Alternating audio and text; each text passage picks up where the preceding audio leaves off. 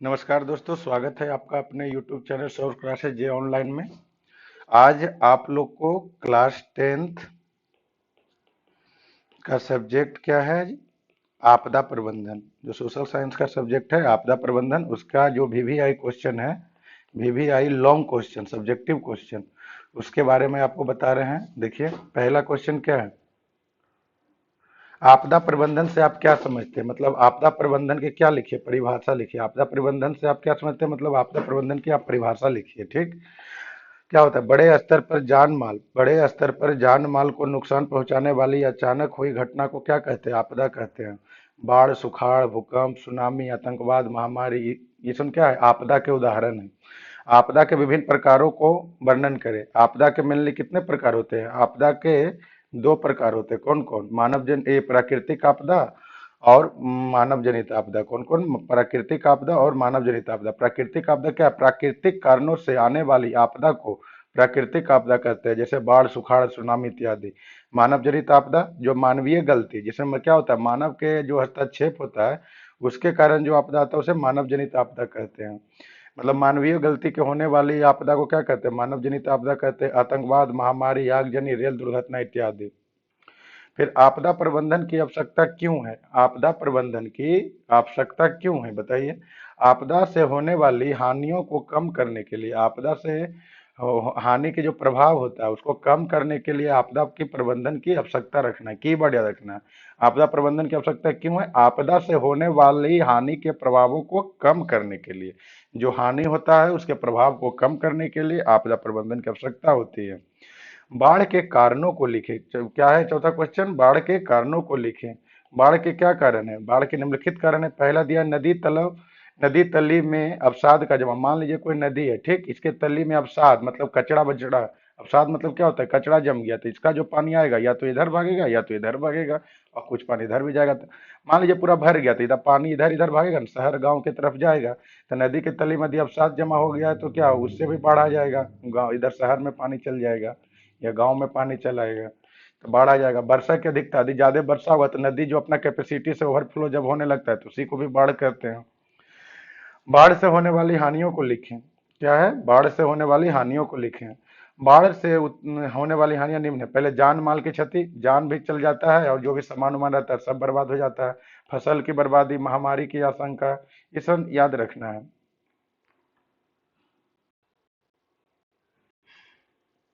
फिर कह रहा है क्या?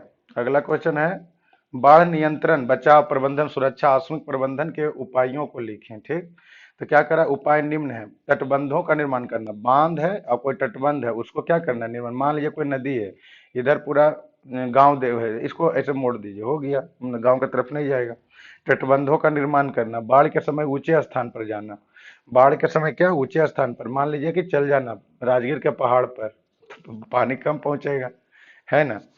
मतलब ऊंचे स्थान पर चले जाना। मकानों के निर्माण नदी तट से 100 मीटर की दूरी पर करना। जो मकानों का निर्माण है नदी तट से कितना दूरी पर? 100 मीटर। मान लीजिए नदी का कोई तट है तो एकदम यहीं सटा के घर नहीं बनाइए, यहाँ से 100 मीटर की दूरी पर जाकर शहर बसाइए।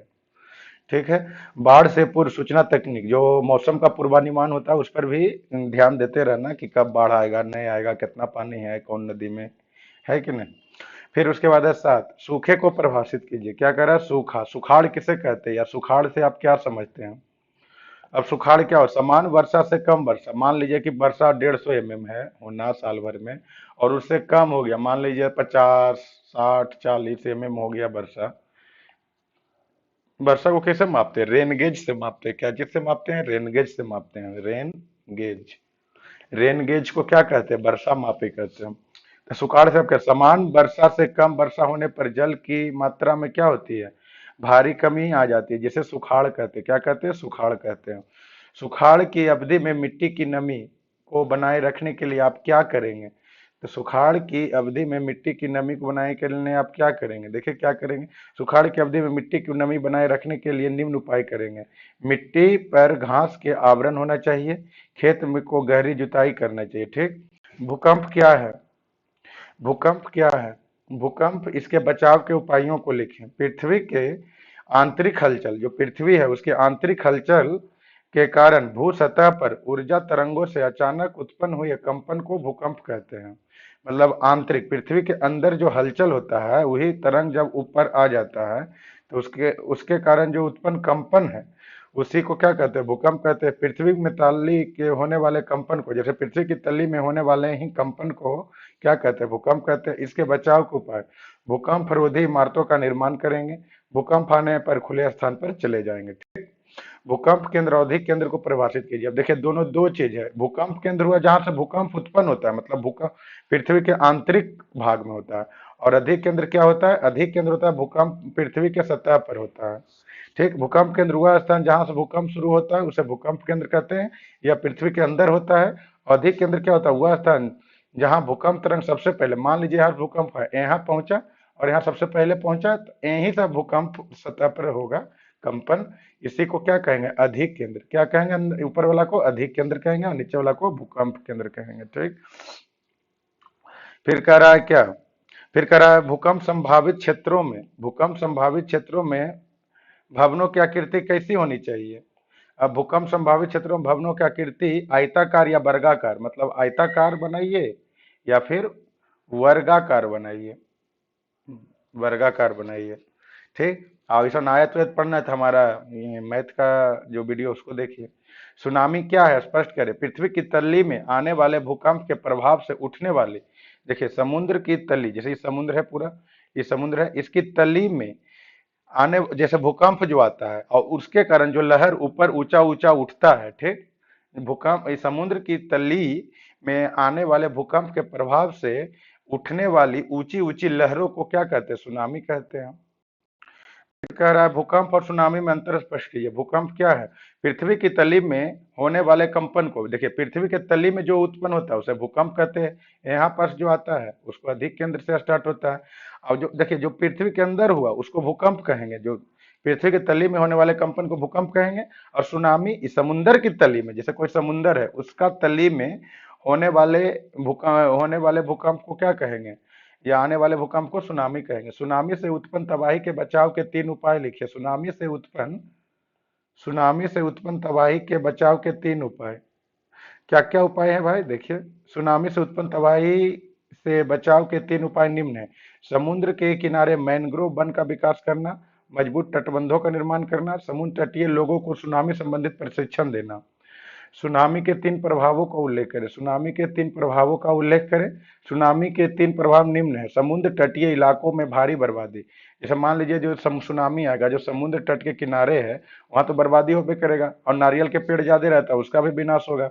समुद्र तटीय इलाकों में मिट्टी का अपरदन, मिट्टी बह बह के सब समुद्र में चल जाएगा। फिर क्या कह रहा है, बाढ़ की स्थिति, ये भी आई क्वेश्चन है, इसको लिख लीजिए। बाढ़, बिहार में बाढ़ की स्थिति का वर्णन कीजिए। आप जानबे करते बिहार में प्रत्येक साल पटना में बाढ़ आता है, बिहार की राजधानी है जो। बिहार में बाढ़ की स्थिति अत्यंत भयावह है, बिहार में प्रत्येक वर्ष बाढ़ आती है, सही बात है। बिहार में अधिकांश जिले बाढ़ से प्रभावित है। बिहार, जो उत्तरी बिहार है, उत्तरी बिहार बाढ़ से ग्रसित क्षेत्र कहलाता है। उत्तरी बिहार जो क्या है, उत्तरी ग्रसित क्षेत्र कहता है। बिहार में बाढ़ के कारण यहाँ की अधिकांश फसलें तबाह हो जाती है, ठीक। बिहार में बाढ़ जो है बिहार की जो अर्थव्यवस्था है उसको काफी प्रभावित करता है। जीवन रक्षक आकस्मिक प्रबंधन से आप क्या समझते हैं, मतलब क्या करें, जीवन रक्षक आकस्मिक प्रबंधन से आप क्या समझते हैं। अब बताइए, आपदा के तुरंत बाद क्या होता है, जैसे मान लीजिए कोई आपदा है उसके तुरंत बाद किए जाने वाले प्रबंधन को जीवन रक्षक आकस्मिक प्रबंधन कहते हैं। जो इमरजेंसी में प्रबंधन तुरंत एकदम जो प्रबंधन किए उसी को क्या कहते हैं, जीवन रक्षक आकस्मिक प्रबंधन। फिर कह रहा है बाढ़ की स्थिति में अपनाए जाने वाले, क्या कह रहा है, बाढ़ की स्थिति में अपनाए जाने वाले आकस्मिक प्रबंधन का संक्षेप में वर्णन करें। जैसे कोई बाढ़ है उसके बाद जो क्या क्या आकस्मिक प्रबंधन अपनाना चाहिए, जो तुरंत बाद प्रबंधन, पहले जो बाढ़ में फंसे लोग हैं उसको निकालना चाहिए, है कि नहीं, बाढ़ में जो फंसे लोग हैं उसको निकालना चाहिए, ऊंचे स्थान पर ले जाना चाहिए। फिर क्या करा, बाढ़ से प्रभावित लोगों को रहने के लिए और खाने के लिए व्यवस्था करना चाहिए। बच्चे को दूध की व्यवस्था करना चाहिए, जो बच्चा जो दूध के बिना कैसे रहेगा, ठीक है।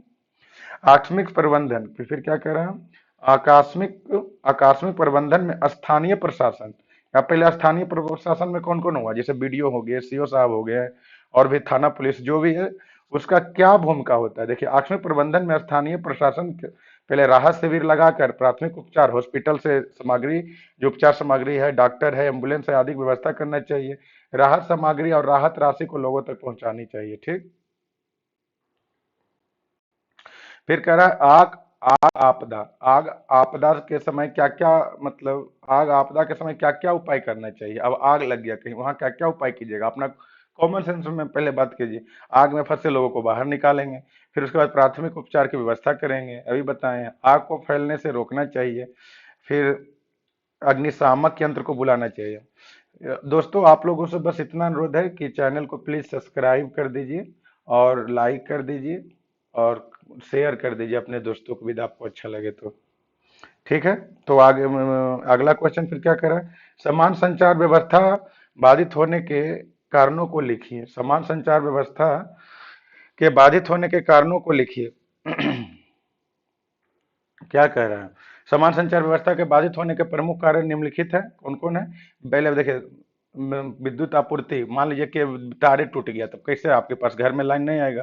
केबल तार का टूट जाना, मान लीजिए कोई है तार केबल का संचार संबंधी, तो वो मान लीजिए टूट गया, मतलब एंटीना का, केबल का, डिश का, और भी तरह का तार कोई भी है, उसको टूट गया तो फिर वो भी आपका संचार व्यवस्था ठप हो जाएगा। और कोई टावर है, एयरटेल एयरसेल का टावर रहता है, वो अधिक टूट गया, गिर गया, क्षतिग्रस्त हो गया, टूट फूट गया, तो कैसे आएगा, वो भी नेटवर्क खत्म हो जाएगा। फिर भूस्खलन क्या है, क्या है अगला क्वेश्चन, देखिए भूस्खलन क्या है। पहाड़ों पर से पत्थर का खिसक कर गिरना या पथरीली मिट्टी का बहाव को ही क्या कहा जाता है, भूस्खलन कहा जाता है। भूस्खलन के बचाव के उपायों को लिखे, क्या कह रहा है अगला क्वेश्चन है जो 24 नंबर। भूस्खलन के बचाव के उपायों को लिखे। अब भूस्खलन के बचाव के भूस्खलन के बचाव के दो उपाय लिखना है जो निम्न है। ढालू जमीन पर, मान लीजिए कि कोई ढालुआ जमीन है, वहां पर निर्माण कार्य करेंगे तो कैसे रहेगा। और मान लीजिए पहाड़ी क्षेत्रों पर क्या करना चाहिए, जो पहाड़ी क्षेत्र है वहां पर वृक्षारोपण करना चाहिए। क्या करना चाहिए, दो चीज। जो ढाल वाली भूमि है वहां निर्माण नहीं करना चाहिए, मतलब मकान उकान नहीं बनाना चाहिए। और ब्रिज क्या है कि उसका जो जड़ है उसको मिट्टी को पकड़ के रखेगा, ठीक। वर्षा जल संग्रहण से आपका क्या अभिप्राय है। वर्षा जल संग्रहण से, मान लीजिए कि कोई छत है, ठीक, वहां से हम यदि वो गड्ढा करके पानी को जमा करेंगे तो बहुत सारा पानी होगा, घर देखे ना, गांव घर में रहबे करता है। उसी से पानी को वो गड्ढा में पाइप लगा के गिराएंगे तो उसी को क्या कहेंगे, संग्रहण, वर्षा जल का संग्रहण। देखिए क्या दिया हुआ है, वर्षा जल को छत या किसी गड्ढे में संग्रहण करना वर्षा जल संग्रहण कहलाता है। छत पर भी यदि आप ऐसे ऐसे बना दीजिएगा तो वर्षा जल उसका आप यूज कर सकते हैं, पानी का। इससे जल संकट को दूर किया जाता है, इससे क्या कहता है, जल के संकट को दूर किया जाता है। और गड्ढा जहाँ बनाइएगा वहाँ लेवल भी ठीक ठाक रहता है, पानी नीचे रिस रिस कर जाता है। धन्यवाद दोस्तों, ऑब्जेक्टिव आप लोग को पहले पीछे वाला वीडियो में बता चुके हैं, लिंक नीचे दे देंगे। कृपया आप लोगों से अनुरोध है कि मेरे चैनल को शेयर कर दीजिए, सब्सक्राइब कीजिए और लाइक कमेंट जो भी करना है कर दीजिए। धन्यवाद।